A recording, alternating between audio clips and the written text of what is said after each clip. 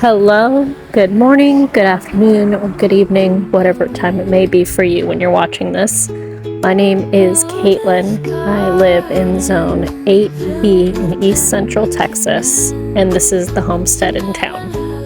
I want to talk to you about a problem that so many Americans are facing in these uncertain times.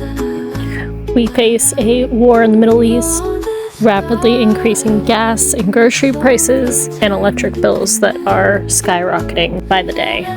Did you know that 1 in 10 Americans live at or below the poverty line? The poverty line sits at $33,000 annually, and at least 1 in 4 families live paycheck to paycheck.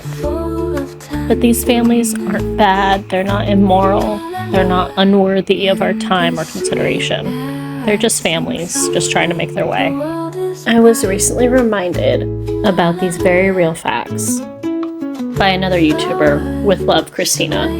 She happens to also live under the poverty line, and she's okay with that, just like anybody else should. And in a world of $20 strawberries and $6 gas, I think we should all strive a little bit to live like her. Living low budget doesn't necessarily mean living without. It feels like I'm constantly learning new skills as a stay-at-home mom. From new bread recipes, to new cleaning products that I can make myself, to finding new foods I can grow on my own property that I don't have to buy in the grocery store. Sure, the internet is filled with all kinds of influencers going on trips, buying the latest gear, gadgets, and otherwise. But it's also full of people just like Christina, who are showing us that we can live a normal life at or below the poverty line, and it doesn't need to be a bad thing. A habit that she's inspired me to do is be a better cook to my family. My husband grew up eating what he calls comfort food. We grew up in very different parts of the country, and our definitions of comfort food are very different, with some variation of similarities in the middle.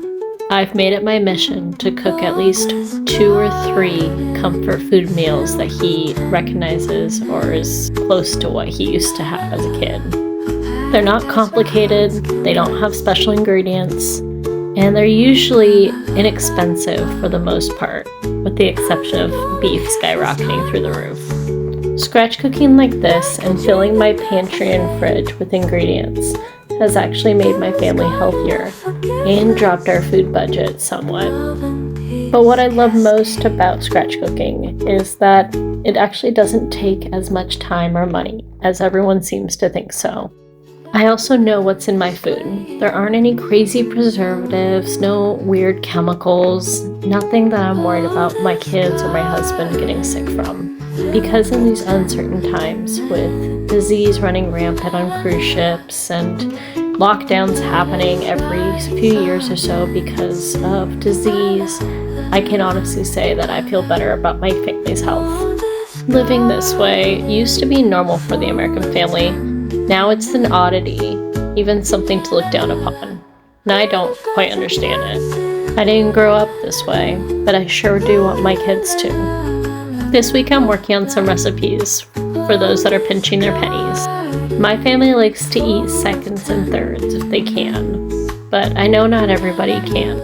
So hopefully soon I'll be filming some recipes that will fill your kids' bellies and at least get them to the next day without feeling like you're breaking your bank just to feed them. When I was in high school, I worked at a local food bank. Now, this was 10 years ago, but the sentiment really hasn't changed. In fact, I feel like more people are using their local food banks more than ever. What's hard is the fact that these food banks are struggling more and more with the cost of living, raising. More people are showing up, less food is available, even there. But that doesn't mean we can't help. We can donate time, we can donate food, we can donate money. If you're able to donate your time, even if it's once a month or once a quarter, that does more than all the times that you're not helping at all. If you're able to produce your own food and are able to donate food or buy an extra can every couple weeks, that's still more food donated than none at all. And finally, you're absolutely able to donate money to food banks. Skip your Starbucks once a week. Put that money in a jar, and pretty quick it'll add up to more than you'd think. Speaking of coffee, that's another great way you can save money on multiple levels. We've been making our coffee at home for months now. Honestly, it tastes way better. And the coffee grounds that we use daily go in either our garden or our compost. And our fruits and vegetables are truly benefiting. Another way I've been saving money for months now is making my own bread. Bread is about $3 for a good loaf of sourdough.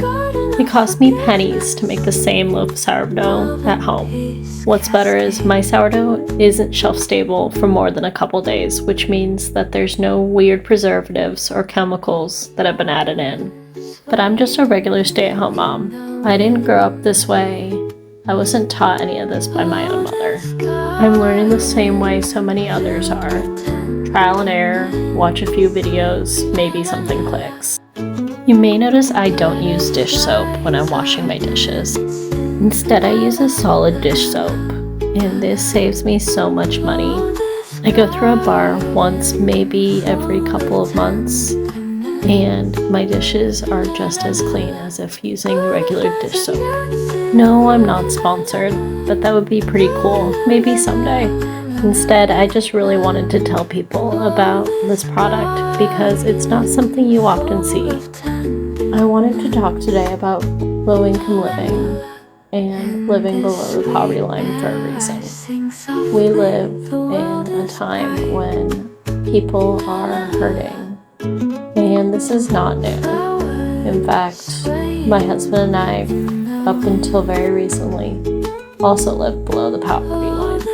And it's hard, it's scary. You don't know if you're going to be able to pay your bills, and if you are, do you have enough food to feed yourself or feed your kids? We lived on about $2,300 a month while I was pregnant with our first child, and that was a scary time for us. We didn't know if we were going to be able to afford to feed her, especially if she needed formula. And she did. We also didn't know how we were going to afford diapers or any of her checkups. It was not fun for a while. There are so many families that live like this, even right this moment, and we need to think about them. We need to become the village that everyone said that we would have when we started having kids. There really is nothing wrong with living a frugal life. In fact, I think we should all aspire to at some point. If not for the fact that it will save us all a little bit of money, especially now when everything is just so expensive. If you enjoyed this video, my hope is that you'll like and subscribe, and maybe we can talk again while I get all my chores done. I wish you the very best, and thank you for visiting the homestead in town. Bye!